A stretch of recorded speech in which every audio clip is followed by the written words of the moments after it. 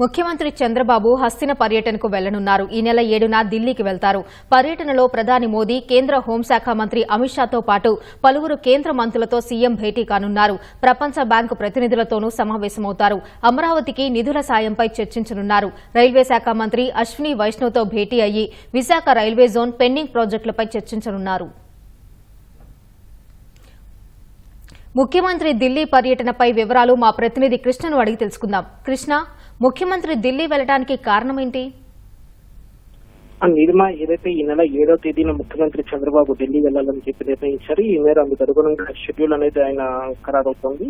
ముఖ్యంగా ప్రధానంగా చూస్తే అటు ప్రధాని నరేంద్ర మోదీతో పాటు కేంద్ర హోంశాఖ మంత్రి అమిత్ షా కూడా ఆయన కలవనున్నారు. ఏదైతే రాష్ట్రానికి సంబంధించి 100 రోజుల పాలనకు సంబంధించి ఏ విధంగా కార్యక్రమాలు చేపట్టింది ఏంటి అన్నది వారికి నివేదించడంతో పాటు ఇప్పుడు ప్రధానంగా ఉన్న టీటీడీ తిరుమల తిరుపతి దేవస్థానం అంశాన్ని కూడా వారికి వివరించే అవకాశాలు ఉన్నట్లుగా తెలుస్తోంది.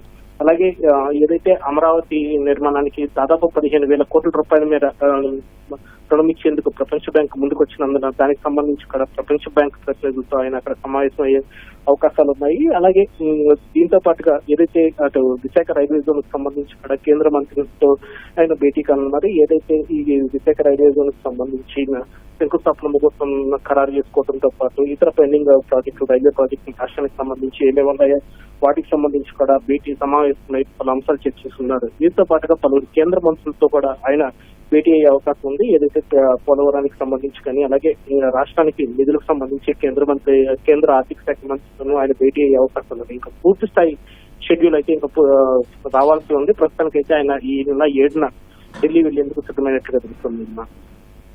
ధన్యవాదాలు కృష్ణ.